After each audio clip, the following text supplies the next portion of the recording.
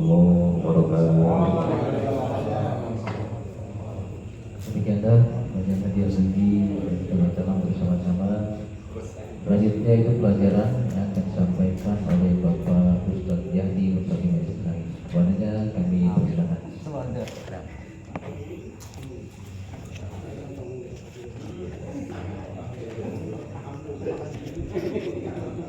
Terima kasih. Assalamualaikum warahmatullahi wabarakatuh. Alhamdulillahi rabbil alamin wa bihi nasta'inu wa ala umuri dunya waddin. Wassalatu wassalamu ala asrafil anbiya'i wal mursalin sayyidina Muhammadin wa ala alihi wa sahbihi ajma'in.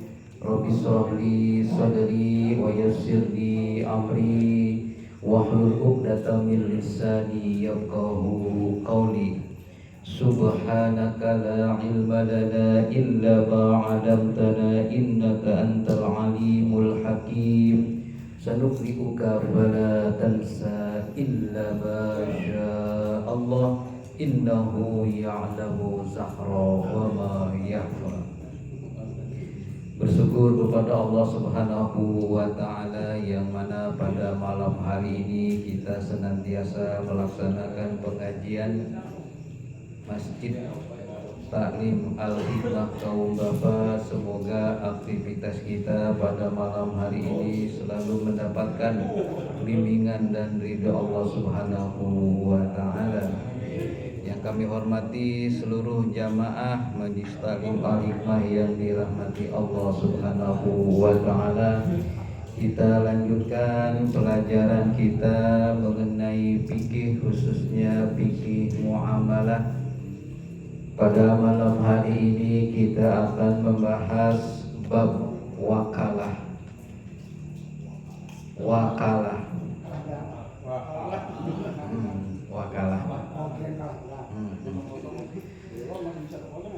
Secara bahasa, wakalah itu adalah mewakilkan. Wakil, wakalah. Wakil. Sedangkan secara istilah, wakalah itu adalah mewakilkan atau menyerahkan pekerjaan kepada orang lain agar bertindak atas nama orang yang diwakilkan selama batas waktu yang ditentukan. Ya, pokoknya mewakili, pewakilan gitu ya, seperti itu. Kalau bahasa ya, surat kuasa. Kalau surat kuasa berarti adalah merupakan unsur dokumennya, ya, unsur dokumennya agar ada hitam di atas putihnya, administrasinya. Tapi walaupun ada surat kuasa, tetap harus ada ijab dan qabulnya yang tertuang dalam surat kuasa. Asal hukumnya mubah atau boleh. Nah, boleh ya. Tetapi walaupun mubah atau boleh, dia bisa menjadi haram jika yang dikuasakan itu adalah pekerjaan yang haram atau dilarang oleh agama. Misalnya wakilin gua misalnya mencuri, nah itu kan nggak boleh. Wakili aku misalnya membunuh, tidak boleh. Nah, seperti itu ya kata Tajirudi. Pokoknya perbuatan-perbuatan yang memang diharamkan menurut agama, maka haram pula mewakilkannya. Tidak berlaku untuk wakalahnya, walaupun berlaku adalah hukumnya haram. Tetapi hal itu menjadi wajib jika terpaksa harus mewakili pekerjaan yang dibolehkan oleh agama. Ya.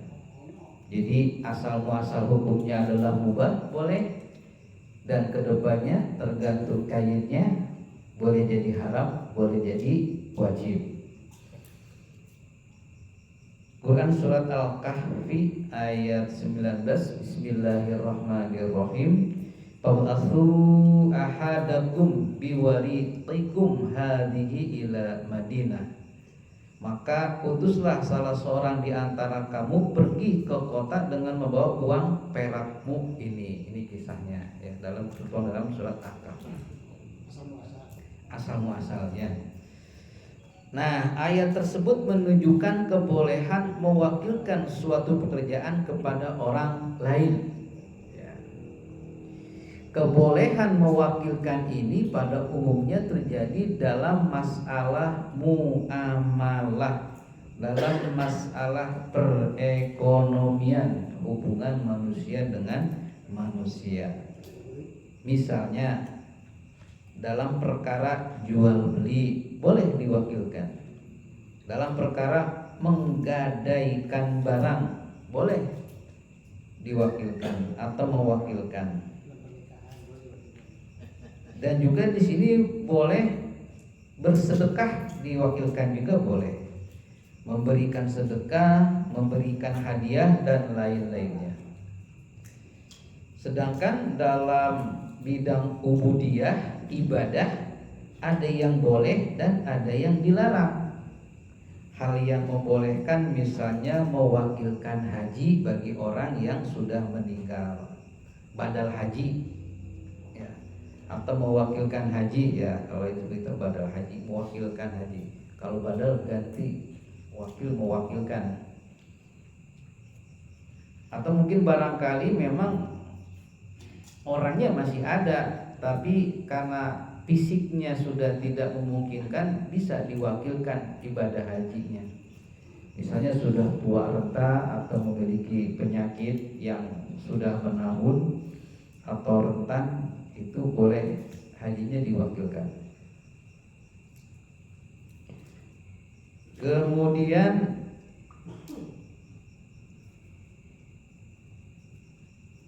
mewakilkan memberi zakat, nah ini juga boleh. Menyembelih hewan kurban, nah ini biasanya kita untuk menyembelihnya kita serahkan. Misalnya kalau di kita biasanya Pak Haji Didi Suhadi yang menyembelih, atau Pak Haji Lutfi, atau Pak Naim gitu kan, kita serahkan, kita wakilkan kepada mereka. Karena kalau kita yang motong gemeteran gitu kan, seperti itu. Boleh menyembelih hewan kurban. Apalagi kalau kurbannya seekor sapi gitu kan, masa 7-7-nya megang bedok itu kan gak mungkin. Maka diwakilkan oleh salah seorang yang terbiasa menyembelih hewan kurban. Karena kalau tidak terbiasa ya deg-degan juga gitu kan. Itu. Kemudian juga dan sebagainya. Sementara yang tidak boleh adalah mewakilkan wudu dan sholat. Seperti itu, mewakilkan wudu dan sholat. Dan juga mewakilkan dalam pernikahan, akad nikah wali ya. Kalau ada panaib ya, itu biasanya mewakilkan pernikahan, akad nikah. Tapi akadnya yang diwakilkan, bukan malam pertamanya ya. Kalau malam pertamanya mah tidak boleh diwakilkan ya, seperti itu. Tidak boleh diwakilkan malam pertama itu. Kalau tadi disebutkan dalam definisi pengertian wakalah itu adalah mewakilkan atau menyerahkan pekerjaan, nah berarti kan itu ada pekerjaannya kepada orang lain. Nah orang lain berarti yang menerima perwakilan agar bertindak atas nama orang yang diwakili, berarti yang memberikan wakilan selama batas waktu yang ditentukan. Nah ini definisi ini mengandung rukun dan syarat. Kita lihat.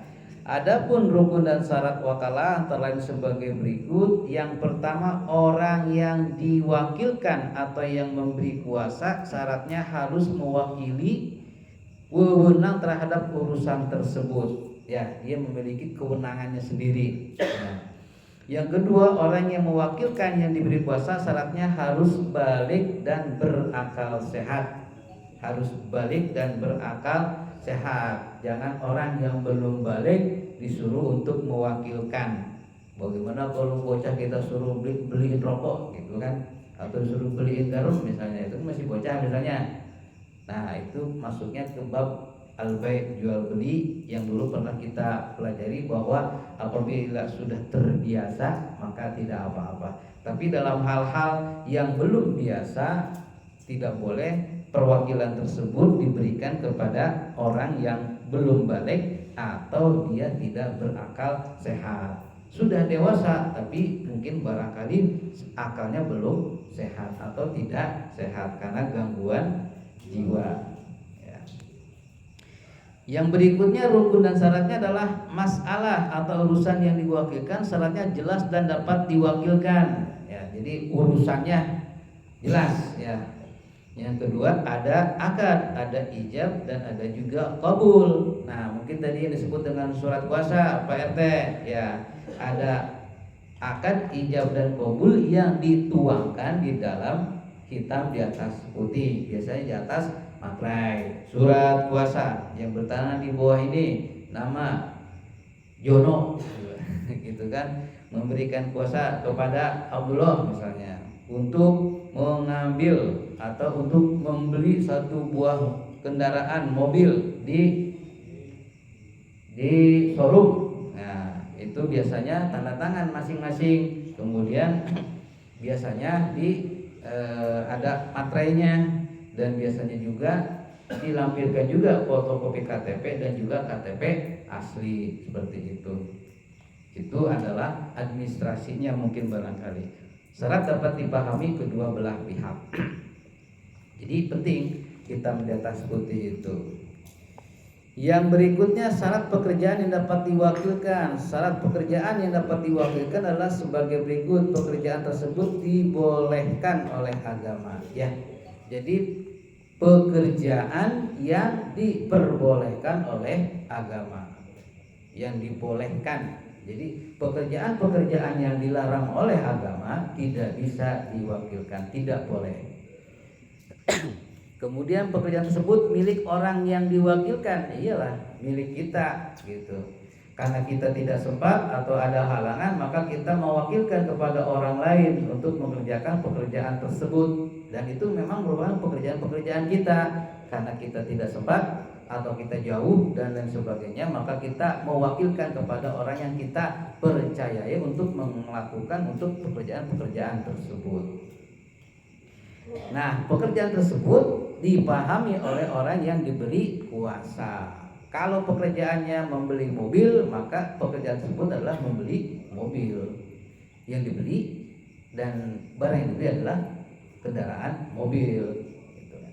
Jangan salah kaprah, disuruh beli mobil atau mewakilkan beli mobil yang dibeli malah motor misalnya, itu salah kaprah. Sesuai dengan takarannya, jenisnya, warnanya dan lain sebagainya. Kalau tadi definisi wakalah itu adalah ada batas waktu yang ditentukan, maka berhentinya akad wakalah itu dapat berhenti sewaktu-waktu apabila terjadi hal berikut. Yang pertama, salah satu pihak meninggal dunia, pasti ya, meninggal dunia. Atau mungkin barangkali memang itu dapat diwariskan, maka perwakilan tersebut dapat diwariskan kepada ahli waris kalau memang waktunya masih berlangsung atau belum selesai.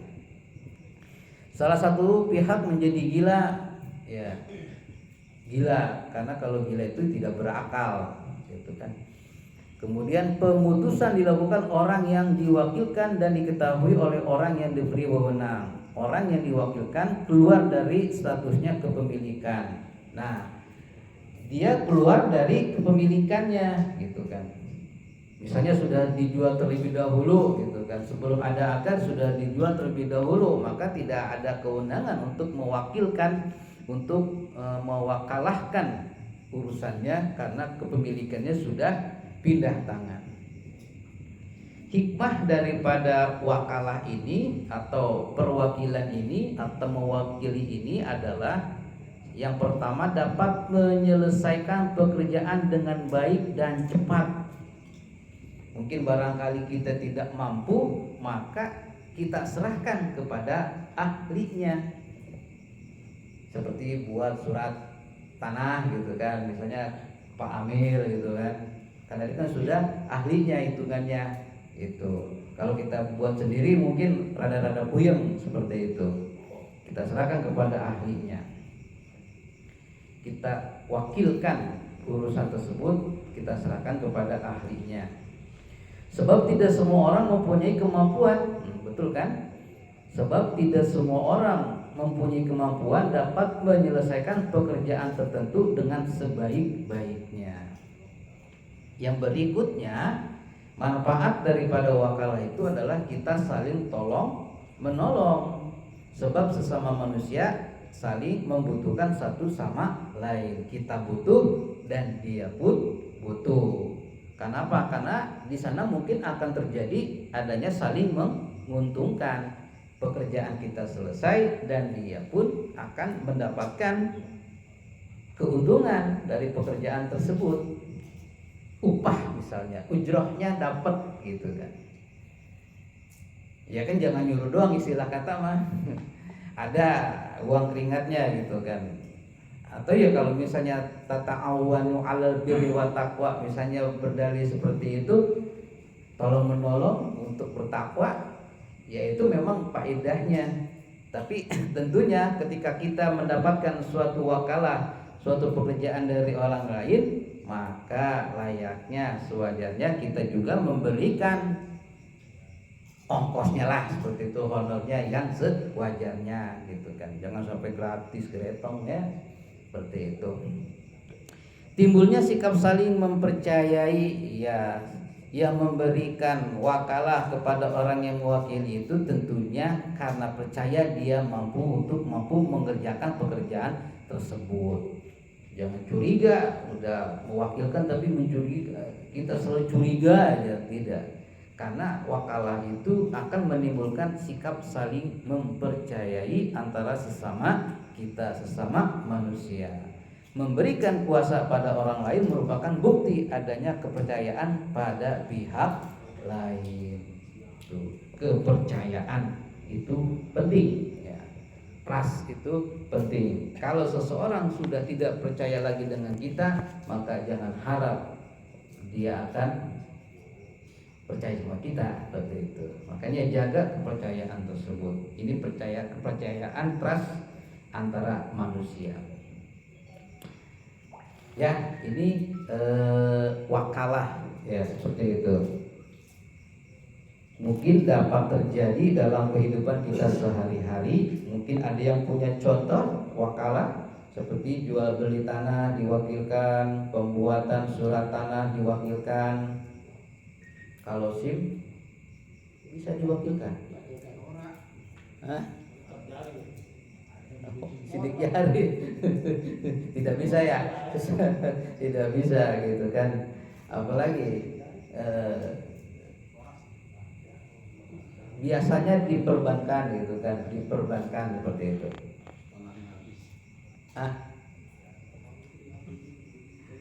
Kalau tidak ada contohnya lagi, mungkin ada yang memberi contoh tentang wakalah. Ada yang punya ide gitu kan. Karena sering kalau wakalah itu dia seringnya di dunia perbankan. Ya, sehubungan saya nggak pernah berperbankan, jadi nggak tahu ya. Mungkin Pak Haji Rudi sering di perbankan gitu kan, seperti transaksi transfer gitu kan, atau mudorobah gitu kan. Itu kan wakalah sebetulnya, permodalan.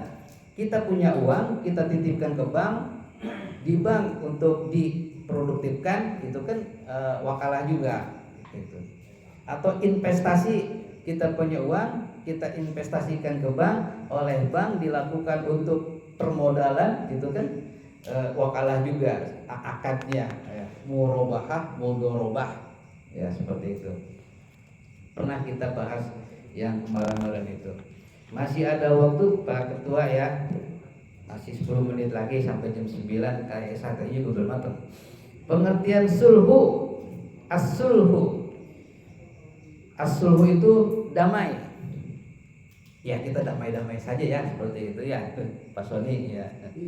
Ya, gitu, terima kasih nih, dikirain lumba-lumba. Menurut istilah as-sulhu itu yaitu perjanjian damai di antara dua pihak yang berselisih. As-sulhu dapat juga diartikan sebagai perjanjian untuk menghilangkan dendam, ya, persengketaan dan permusuhan. Ya kita mau nggak usah ada dendam ya, nggak usah ada persengketaan ya, dan juga tidak ada permusuhan. Kalau memang ada dendam, buang dendam tersebut. Kalau memang ada persengketaan, maka kita berdamai, kita cari jalan keluarnya, ya. Sengketanya ada tanah sengketa gitu kan, gimana nih solusinya gitu kan, ada pihak ketiga yang sebagai penengahnya. Atau permusuhan, ya buat apa sih kita musuh-musuh ya, musuh-musuh juga tidak nyaman, dunia itu akan sempit kalau ada permusuhan. Ketemu dia musuh kita, sempit amat, jadi malas ketemu dia juga. Tapi kalau kita damai, dunia itu menjadi luas dan bebas-bebas saja. Karena apa? Karena as-sulhu itu, perdamaian itu hukumnya wajib. Ya, wajib di antara kita, tidak ada dendam, tidak ada persengketaan dan permusuhan. Damai selalu, itu hukumnya wajib. Kan ada juga itu aslahallahul mu'minina saraballahu saral mu'dzin, itu kan ya. Aslahallahu umurul muslimina saraballahu saral mu'dzin, itu kan. Itu sesuai dengan perintah Allah dalam surat Al-Hujurat ayat 10, Al-Hujurat ayat 10. Bismillahirrahmanirrahim. Innamal mu'minuna ikhwatun. Bukan, sesungguhnya mukmin itu adalah bersaudara. Faslihu. Nah, maka kita berdamailah, ya, baina akhwaikum, di antara kita sebagai saudara. Wattaqullaha. Kalau kita sudah berdamai di antara kita, kita tinggal bertakwa kepada Allah. Kalau kita sudah bertakwa, la'allakum turhamun. Mudah-mudahan kita mendapatkan rahmat dari Allah Subhanahu wa ta'ala.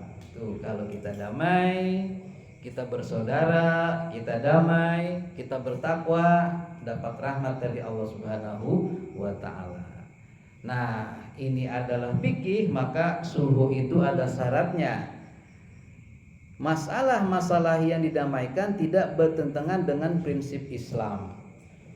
Ya, ini syaratnya. Kalau memang permasalahan tersebut tidak bertentangan atau sebuah permasalahan yang tidak bertentangan dengan prinsip Islam, maka memang harus islah.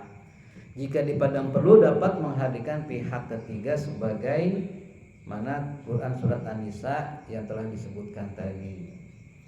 Macam-macam sulhu islah dari segi orang yang berdamai, macam-macam sulhu sebagai berikut.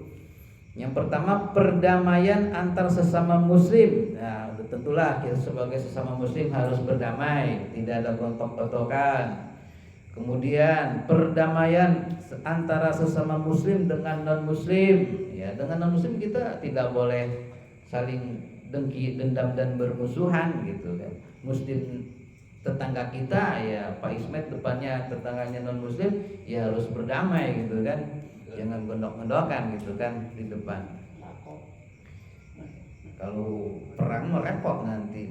Perdamaian antara sesama pemimpin dengan kaum bogot, pemimpin dengan pemberontak, ya harus berdamailah gitu kan. Di kita apa, Aceh, gubernur Acehnya sudah ini ya, sudah jadi gubernur gitu kan, sudah damai seperti itu kan. Di Papua ya mudah-mudahan tambah damai seperti itu kan. Komandan GAMnya sudah jadi gubernur gitu kan. Didamai memang tidak sepenuhnya karena dia daerah istimewa Aceh gitu kan. Ada hukum-hukum syariat Islam yang diterapkan di sana gitu. Perdamaian antara suami istri, ya ini kita dengan istri kita harus berdamai ya. Jangan berantem melulu gitu kan. Ya kita ngalalah sekali-kali gitu kan. Sambil doakan agar istri kita itu yang kalau kita lihat menjadi penentram mata kita. Ada kan doanya, Rabbana hablana min ajwadina wa dzurriyyatina qurrata a'yun. waj'alna lil muttaqina imama. Insyaallah tuh kalau kita baca doa itu istri kita akan menjadi bidadari kita di rumah ya. Rabbana hab lana min azwajina wa dzurriyyatina qurrata a'yunin waj'alna lil muttaqina imama. Kan kadang-kadang walaupun istri kita itu adalah orang yang kita cintai, karena saking dekatnya kadang-kadang juga datang-datang suka nyebelin. Ya kan, karena maklum kalau seorang istri itu kalau ada permasalahan dia bicara mulu, ngomong mulu gitu kan. Karena sebetulnya berbicara dia itu sedang meluapkan, sedang melepaskan kepengapannya, curhatannya, ya kan? Makanya kalau istri kita lagi ngomong mulu, udah dengerin, walaupun kita punya solusinya, ya, dengerin aja. Kalau dia udah ngomong baru kita ngomong gitu kan. Beda dengan kita. Kalau kita punya permasalahan, kita bukannya ngomong dulu, tapi kita diem sambil ngelupus, ya kan? Ya kan, kopi ngelupus gitu kan. Ya enggak, bosan. Gitu kan. Nah, lama-lama tuh di otak kita turun, oh iya.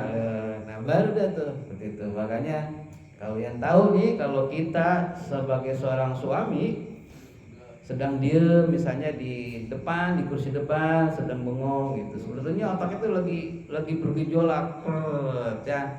Tapi sebetulnya bergejolaknya itu nanti akan lama-lama turun gitu. Beda dengan istri kita kalau punya masalah ngomong, apalagi kalau istri kita sudah tua, nenek-nenek misalnya, dia lebih banyak ngomongnya. Kadang-kadang ini ngomongin itu lagi, kita juga bosan dengerinnya ya. Seperti itu. Ada yang masih punya ibu? Ya itu. Ya, Pak Ketua masih punya ibu ya. Pak Mandiri masih punya ibu, saya masih punya ibu. Itu memang diulang lagi omongannya. Karena apa? Karena dia itu memang yang perasaannya gitu belum keluar seperti itu. Mudah-mudahan kita menjadi seorang yang sabar ya, Pak RT masih punya ibu ya. Kalau ibu kita ngomong dengerin aja dulu, jangan dibantah. Kalau udah ngomong baru kita kasih masukan seperti itu.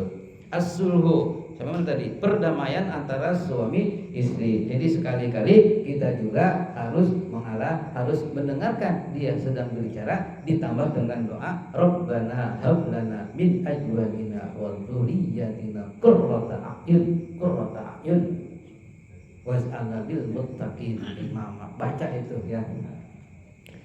Kemudian perdamaian dalam urusan muamalah dan lain-lain ya. Biasanya kalau jual beli mungkin ada persengketaan dan lain sebagainya, atau dalam pinjam meminjam, atau dalam penggadaian dan lain sebagainya ada permasalahan, ya sebaiknya kita berdamai karena damai itu adalah wajib. Hikmah sulhu yang pertama dapat menyelesaikan perselisihan dengan sebaik-baiknya, bahkan tanpa campur tangan pihak lain, walaupun ada diperbolehkan pihak ketiga untuk ikut serta dalam campur tangan. Jadi menyelesaikan perselisihan dengan sebaik-baiknya. Yang berikutnya dapat meningkatkan rasa ukhuwah sesama manusia, rasa persaudaraan di antara kita. Yang selanjutnya menghilangkan dendam, angkara murka dan perselisihan di antara kita.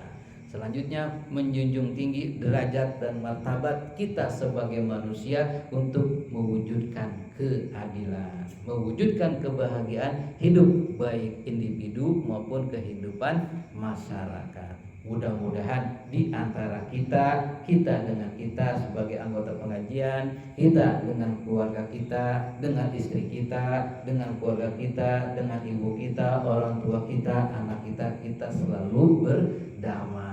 Indahnya damai itu adalah sebuah kekayaan yang tertinggi bagi kita, karena kalau kita sudah damai, kita bisa meningkatkan ketakwaan kita kepada Allah. Kalau kita sudah meningkatkan ketakwaan, maka kita dekat dengan Allah. Kalau kita sudah dekat dengan Allah, maka Allah pun dekat dengan kita. Kalau kita sudah dekat dengan Allah, apalagi yang kita minta kepada Allah? Hanya ingin dekat kepada Allah. Duniawi dunia pun akan hilang. Itu saja. Billahi taufiq wal hidayah wal inayah. Assalamualaikum warahmatullahi wabarakatuh.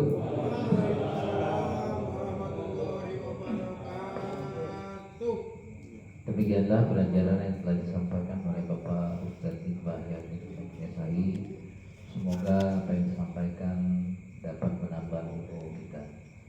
Selesai sudah pengajian kita pada malam hari ini.